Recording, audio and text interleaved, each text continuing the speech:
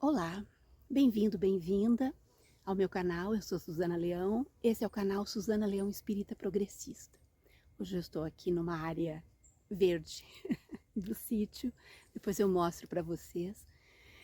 E eu trouxe aqui para compartilhar com vocês uma pequena leitura. Eu vou ler um parágrafo do livro Espiritismo e Ecologia, do André Trigueiro.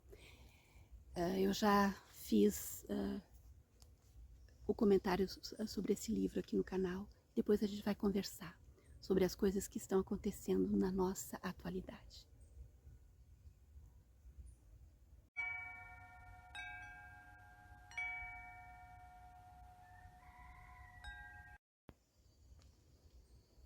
Queridos e queridas, sejam bem-vindos aqui no meu Recanto Verde. Eu quero ler então um parágrafo do Espiritismo e Ecologia e depois a gente conversa. Construindo pontes de afinidades. Não é difícil perceber o primeiro traço comum entre a ecologia e o espiritismo. São ciências sistêmicas que procuram investigar, cada qual com a sua ferramenta de observação, as relações que sustentam e emprestam sentido à vida. Essa visão sistêmica da realidade se revela de forma tão explícita nas duas ciências que o que aparece em certas obras espíritas poderia perfeitamente embasar alguns postulados ecológicos. Em A Gênese, uma das obras básicas da doutrina espírita, a relação de interdependência preconizada pelos ecologistas aparece descrita da seguinte maneira por Allan Kardec. Assim como todo o universo se liga, tudo se encadeia, tudo se acha submetido à grande e harmoniosa lei da unidade. Em um outro trecho, ele afirma: de sorte que as nebulosas reagem sobre as nebulosas, os sistemas reagem sobre os sistemas, como os planetas reagem sobre os planetas. Como os elementos de cada planeta reagem uns com os outros, e assim sucessivamente até o átomo. A percepção de uma realidade sistêmica em um universo no qual a figura de Deus está presente é traço comum em todas as doutrinas ou tradições religiosas, e nesse também se inclui o espiritismo. O físico austríaco Fritz Capra afirma que a percepção da ecologia profunda é percepção espiritual ou religiosa. Quando a concepção de espírito humano é entendida como o modo de consciência no qual o indivíduo tem a percepção de pertinência, de conectividade com o cosmos, com o todo, torna-se claro que a percepção ecológica é espiritual na sua essência mais profunda. Eu acho esse texto lindíssimo e hoje eu trouxe vocês aqui para essa parte onde eu tenho um pequeno jardim. Depois eu vou mostrar, eu vou virar a câmera depois, para justamente levantar essas questões da necessidade de nós estarmos conectados, né? Quando estamos conectados com a questão ecológica, quando estamos conectados com a questão da atualidade, com tudo que nos cerca, nós estamos muito mais conectados com o nosso eu espiritual. Uma pessoa que se diz espírita e se aparta de tudo o que acontece, ela não passa de um egoísta, ela não está conectado com nada que a cerca, ela não está conectada com nada que faz sentido para a sua encarnação. Então, essa pessoa é um isolacionista, né? Só, um individualista. As coisas que estão acontecendo conosco são bastante preocupantes, né? Aqui no nosso país nós temos que continuar encarando de frente a questão da extrema-direita. Eu até postei aqui no meu canal, na comunidade, aquela história sobre a orquestra de sopro da minha cidade, que está sendo desmantelada, destruída, um projeto que inclui um número enorme de crianças e jovens, adolescentes, de comunidades da cidade, e está sendo desmantelado todo esse projeto por um prefeito da extrema-direita, recém-eleito. Quer dizer, é um projeto mesmo, né? A pessoa recém é eleita e qual é o primeiro alvo? A cultura, né? Então, precisamos estar, sim, precisamos estar o tempo todo prestando atenção nas coisas que nos cercam. A extrema-direita do Império Decadente, né, sob a forma daquela criatura também inominável, né, dos Estados Unidos, aquele presidente cercado daqueles bilionários inomináveis, aquele bando de gente asquerosa, eles estão fazendo coisas, uma coisa atrás da outra. É impressionante a quantidade de perversidade, a quantidade de maldade que aquela gente está fazendo. A gente pode pensar, isso não nos afeta. Gente, se o golpe do nosso inominável tivesse dado certo, nós poderíamos estar vivendo exatamente isso aqui agora. Então, vamos olhar para o que está acontecendo no Império Decadente, né? Nos Estados Unidos. Vamos olhar para o que está acontecendo ali e vamos nos antenar, porque nós estávamos por um fio, e na verdade ainda estamos, porque o golpe é um processo ininterrupto, né? Ininterrupto. E tudo que está acontecendo lá parece que é só um aviso, um lembrete. Olha do que vocês escaparam. Olha o que estava previsto para acontecer aqui nesse país. Essa semana, o Trump assinou um decreto liberando totalmente o desmatamento. Os Estados Unidos possuem vários parques, parques nacionais, parques de preservação. Eles não têm uma variedade grande de árvores, eles não têm essa diversidade, essa biodiversidade que nós temos aqui. Eles têm umas árvores bem clássicas lá de cima, né? Aqueles pinheiros, enfim, é aquelas árvores deles lá. E existem parques de preservação, existem vários parques, pois esse decreto está colocando em risco todos esses parques. Eles querem parar de comprar madeira do Canadá. O Canadá planta, tem aquela agricultura de árvores para abate, né? Árvores para derrubada, para madeira, e exporta essa madeira para os Estados Unidos. E eles não querem mais comprar do Canadá, por causa dessas lutas tarifárias do Trump. Ele acha que vai salvar o país com essas agressões que ele faz incessantemente aos outros países vizinhos principalmente, que é o Canadá e o México, né? Então ele com isso, ele vai colocar os madeireiros lá, o pessoal todo enlouquecido, derrubando a árvore, porque agora não é mais crime derrubar a árvore, nem nos parques, né, de proteção.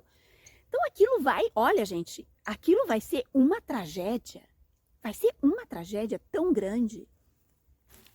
Nós já estamos vivendo todos os efeitos das mudanças climáticas. Então imagina um país devastando o que ainda resta deles lá de proteção ambiental, né? Além disso, o Elon Musk com ele tem 4 moleques, né, de 19, 18, 20, 24 anos lá que ele colocou no Tesouro Nacional para cortar os gastos. Os moleques cortando os gastos. Gente, eles nem sabem o que eles estão cortando. Eles estão entrando assim e descendo. Sabe que a gente fica pensando, esse era o país que dominava o mundo, que ainda domina, né? Mas que já está meio. É esse país com essa mentalidade, com essa cabeça, com essas pessoas. Eles cortaram o financiamento do departamento que cuida dos animais, da polícia, dos bombeiros, dos resgates, cachorros treinados para momentos de terremoto, momentos de tragédias, incêndios florestais que os cães têm que entrar em ação para achar sobreviventes, os cães da polícia, os cães farejadores, enfim, esses cachorros agora não têm alimentação. Vocês entendem o que é isso, gente? Isso extrapolou todos os níveis de crueldade e perversidade. Então existe reportagens já, e o e-mail que o líder, digamos assim, o chefe desse departamento, que cuida dessa, dizendo, olha gente, eu não tenho o que fazer, foi cortado, até que se resolva, não sei como nós vamos resolver. Eles vão ter que começar a fazer vaquinha para comprar comida para os cachorros, porque senão os cachorros, os animais vão ter que ser abatidos, ou vão ter que ser doados. Vocês pensem no que eles estão transformando esse país, né? Eles estão... Então, isso é um exemplo, eles estão dando, é o que o Milei está fazendo aqui na Argentina, né? Colocando a polícia para dar tiro de borracha em veinha de 80 anos, em senhorzinho de 90 anos que perde os dentes porque levou uma cacetada, né? De um policial, o homenzinho perdeu os dentes, o repórter tá com o cérebro perfurado, com uma bala de borracha, ou uma bomba de gás lacrimogêneo que bateu na cabeça do repórter. Então, gente, a extrema-direita, ela é nojenta. Ela é nojenta. E se nós, e se eu aqui, que eu tenho agora possibilidade de falar para uma comunidade de mais de 20 mil pessoas, somos pequenininhos, eu reconheço, tá? Eu não tenho nenhum tipo de pretensão, eu sei disso, eu sei que nós somos formiguinhas, mas nós temos uma comunidade, nós temos a capacidade de mobilização, nós temos a capacidade de multiplicação, de ao menos conversar com as pessoas que estão à nossa volta, né? Então, sim, é uma responsabilidade que eu percebo, é uma responsabilidade que eu assumo, né? E vou continuar dentro desse nicho, sabe? Nós vamos continuar fazendo a nossa espiritualização com os nossos pés fincados no chão, porque nós estamos reencarnados, né? Então, é muito importante que a gente saiba o que está acontecendo, que a gente perceba que em pleno cessar-fogo de Gaza, onde as pessoas estavam pensando em limpar suas casinhas, e eram lindos os vídeos que eu conseguia receber das pessoas de Gaza, tirando os lixos, o entulho dos bombardeios das suas casinhas, colocando vasinho de flor, colocando mesinhas, fazendo uma refeição. É o ninho deles, é o refúgio deles. E agora, né, essa semana, o psicopata israelense diz que ligou para o Trump pedindo autorização e foi autorizado para ele bombardear no meio do cessar-fogo, pegando as pessoas dormindo, matando 400 pessoas numa sentada, né, 100 crianças, o resto mulheres, idosos. Olha, se nós não tivermos um pingo de senso crítico para olhar o que está acontecendo e perceber o que está acontecendo, nós não vamos ter senso crítico para nada, gente. Para nada na nossa vida. Se a gente não conseguir perceber todo esse nível de crueldade, nós podemos dizer, mas o que eu posso fazer? Nós podemos conversar a respeito. Nós podemos não admitir que isso seja feito. Nós podemos dizer, isso é errado, isso é perverso, isso é mal. Isso que nós podemos fazer, né? É a única coisa que nós podemos fazer, a única.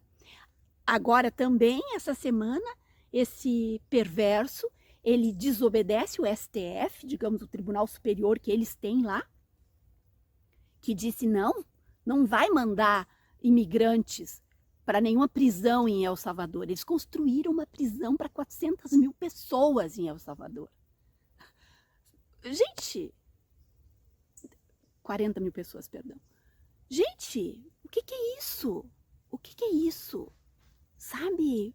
O que é isso que eles estão fazendo? Campos de concentração de pessoas, de imigrantes, e no meio desses imigrantes tem turistas também. Tem pessoas que estavam lá, que não eram imigrantes ilegais, pessoas que estavam, simplesmente estavam.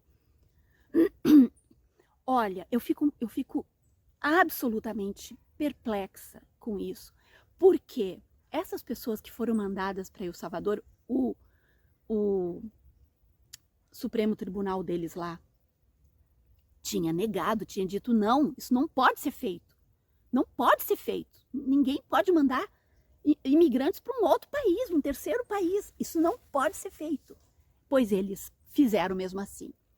Isso denota que, para a extrema-direita, a primeira vítima a ser abatida é o STF. E a gente vê eles fazendo aqui, gente. A gente vê eles fazendo aqui no Brasil, direto, né? Essa coisa contra o STF, essas mentiras contra o STF, sabe? Ai, porque o fulaninho tá lá preso injustamente. Gente, foi ofertado para essas pessoas a possibilidade de ou paga uma multa, tem que pagar a multa, eles destruíram o patrimônio público. Ai, mas eu não destruí. Tava lá, tava engrossando aquele bando, aquela manada, tava lá.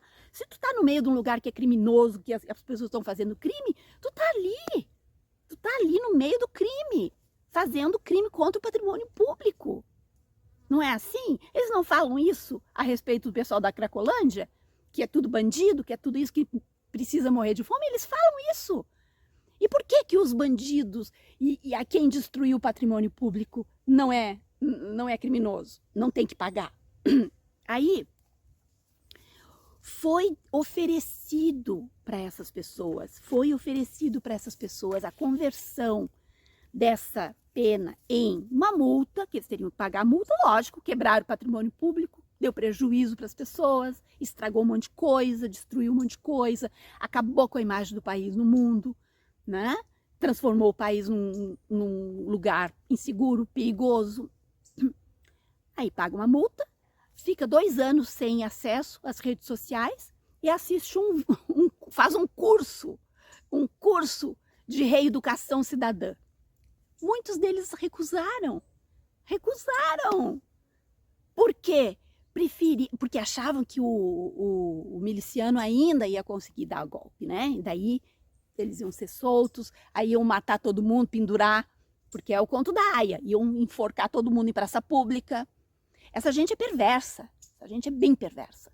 Eles iam fazer assim, e eles iam fazer coisas horríveis aqui. E aí eles recusaram porque acharam, não, o líder do golpe vai conseguir, né, dar o golpe e nós vamos esperar. Resultado, não conseguiu dar o golpe, não conseguiu voltar ao poder, vai ser preso, o filho fugiu, tá morando numa mansão lá custeada, porque o dinheiro de deputado, todo mundo sabe que não dá para custear a mansão nos Estados Unidos, está sendo custeado pela extrema-direita mundial, certamente. E aí eles mentem, eles continuam mentindo e as pessoas continuam acreditando, né? Poxa, se eu estou numa enrascada dessa, se eu entrei sem querer numa enrascada dessas e me oferecem uma possibilidade, menos mal, gente, menos mal para se livrar dessa prisão, mas não, os fanáticos, porque isso é uma seita, preferiram ir para a prisão, porque não aceitaram ficar 2 anos sem postar fake news nas redes sociais, sem ter acesso às redes sociais, pagar uma multa, faz uma vaquinha online, pede ajuda para os outros bolsonaristas, não é assim? Eles não ajudaram, não deram 17 milhões de Pix pro miliciano genocida? Faz uma multa, dá um jeito, vende alguma coisa em casa, mas não vai para cadeia. Não, mas eles tinham certeza que o genocida ia conseguir dar o golpe. Mas não vai, não vai. Se depender de nós, se depender da nossa insistência, não vão conseguir dar golpe nenhum. Não vão conseguir. E nós vamos ter que prestar muita atenção no que está acontecendo. o Império Decadente tem milhares e milhares e milhares, centenas de milhares de veteranos de guerra, porque eles têm guerra, todo ano eles têm guerra, né? Eles fazem guerra em outros países. O contingente de veteranos, de pessoas que voltaram com problemas mentais, problemas físicos, deficiências mil, é gigantesco. Essas pessoas não são reassimiladas na sociedade. Essas pessoas vivem como mendigos. E eles recebiam uma pensão do Estado, que é o mínimo, né? Manda alguém para matar gente em outro país, ou para morrer, o mínimo é que essas pessoas voltam com faltando membros, com faltando parafuso, elas precisam ser amparadas, pois agora o ditador daquela república de bananas, que não tem bananas, eles cortaram essa pensão. Então, aquilo lá vai explodir, minha gente. Aquilo lá vai dar uma guerra civil. Não tem como aguentar, não tem como as pessoas aguentarem aquilo. 200 mil funcionários públicos demitidos assim numa semana. Pensem o que é o efeito disso numa cidade. Eu sei que lá existem cidadezinhas com 5 mil habitantes, que giram em torno de algum tipo de coisa governamental. Então vocês imaginem o que é um troço desses, assim, de soco, para deixar esses bilionários mais bilionários. Aí tem cenas horrorosas de prisões onde eles colocam as pessoas numa cela e que, para ressocializar essas pessoas, eles estão usando aquele óculos que o Zuckerberg desenvolveu, aquele óculos de realidade virtual, para ressocializar essas pessoas. Então elas ficam sentadinhas dentro de uma gaiola branca, com aquele óculos. Gente, isso é uma tortura. Eles estão usando as pessoas do sistema prisional como cobaias para bilionário ficar mais rico. O governo federal deles lá, do Império Decadente, está comprando esses óculos desse bilionário para tascar em todo mundo do sistema prisional.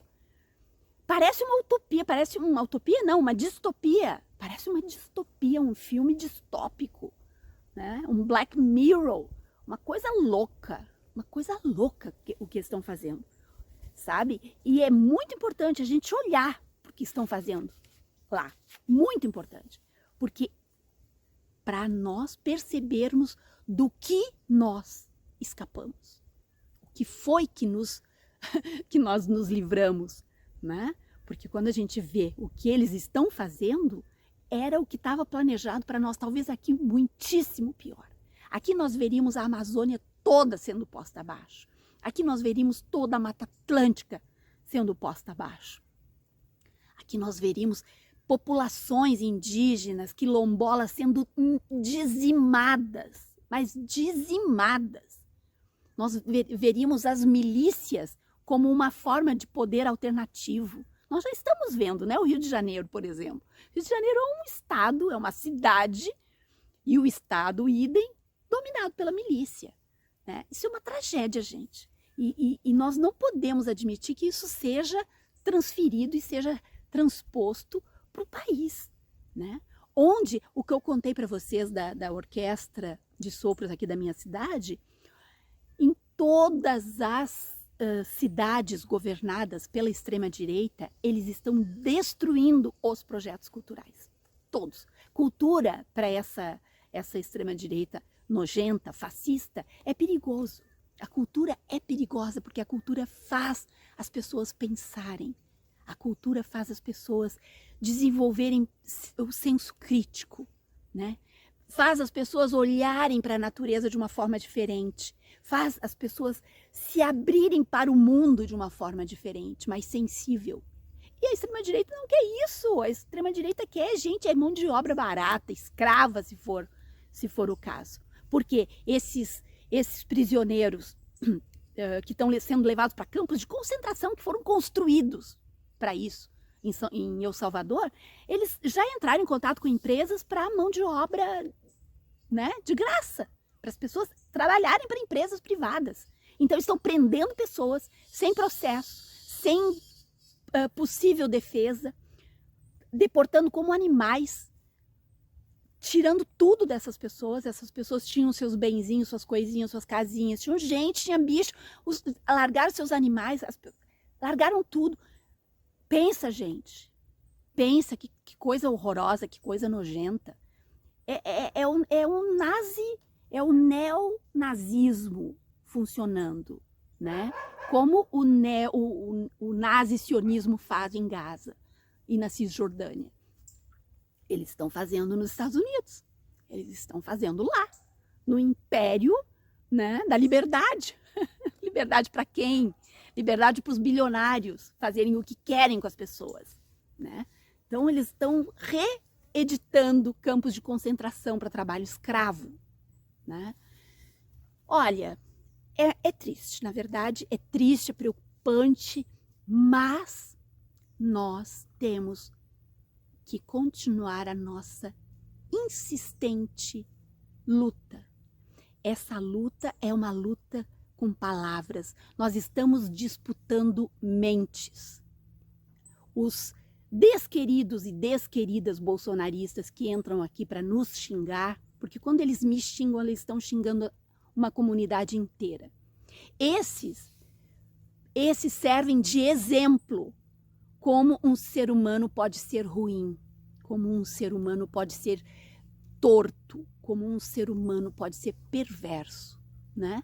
Por estar ao lado de algo repugnante que é esse nazi-fascismo neoliberal nojento. Então, meus queridos, eu vim hoje para esse ambiente, então é isso. Eu quis proporcionar para vocês, dividir com vocês esse meu recanto. Eu vou virar agora o telefone para vocês terem uma ideia de como é que é, tá? Deixa eu ver se eu consigo aqui. Deixa eu ver se eu consigo. Assim.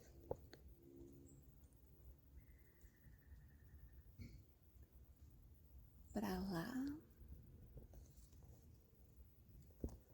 Tem um passarinho pousado, uma arvorezinha ali do lado, ele é muito diferente. Pena que não vai dar para vocês verem.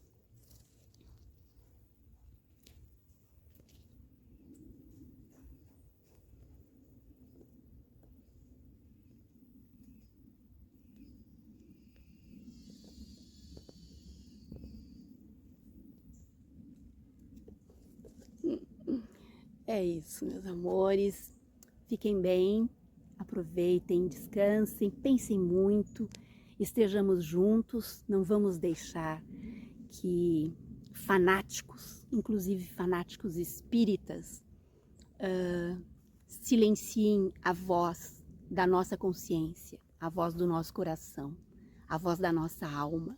Não vamos permitir que essa gente horrorosa, né, continue apontando o dedinho na nossa cara e dizendo o que nós devemos ou não devemos pensar, o que deve e o que não deve nos entristecer, porque ninguém pode mandar no nosso coração, ninguém pode mandar na nossa percepção, ninguém pode mandar na nossa capacidade de olhar o mundo. Fiquem bem, fiquem com Deus.